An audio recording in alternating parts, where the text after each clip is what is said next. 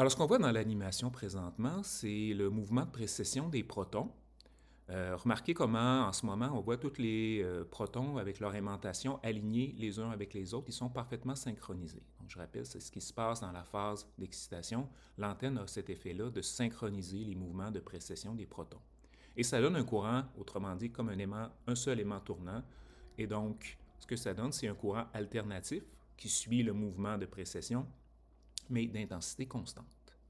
Mais dans la vraie vie, ce qui se passe et ce qu'on voit en ce moment à l'écran, c'est que quand on les laisse aller dans la phase de relaxation, les protons se désynchronisent progressivement. Et donc maintenant, après un certain temps, on voit qu'ils ont totalement perdu leur synchronisation, c'est devenu complètement aléatoire. Donc si on repart l'animation, en ce moment, on revoit à nouveau les protons synchronisés, et sous l'effet de cette perte de synchronisation-là, c'est comme si on avait une aimantation macroscopique à ce moment-là qui diminue avec le temps. Donc ça donne un courant alternatif, mais décroissant comme ce qu'on voit. L'équation, on ne l'utilisera pas, mais ce qui est important, c'est le graphique lui-même. Donc on a un mouvement qui donne en fait un courant alternatif avec la courbe en rouge qui représente justement cette décroissance qui est caractéristique de ce qu'on appelle le temps T2. Le nom de cette courbe-là, on l'appelle en anglais le Free Induction Decay, FID. C'est le terme qu'on utilise parfois pour le nommer. C'est le signal qui est détecté par l'antenne. Donc, si on met l'emphase sur ce signal-là, il va dépendre des tissus.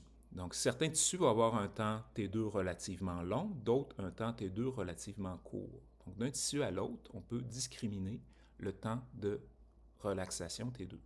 Par exemple, comme en haut, les tissus qui ont des courts temps T2, c'est par exemple l'os et l'air dans les poumons. À l'inverse, le liquide, comme le liquide cérébrospinal, se trouve avoir un temps T2 qui est long, donc une décroissance très lente. Et entre les deux, on va avoir d'autres tissus, comme par exemple ici le muscle, qui va avoir un temps T2 intermédiaire. Donc, quand on fait une image IRM, on va capter le signal, donc on capte cette décroissance-là, et chaque tissu, qui est représenté ici, trois tissus différents représentés par les trois courbes de couleurs différentes, va avoir une décroissance particulière. Et donc, c'est ce qui va créer les contrastes dans l'image.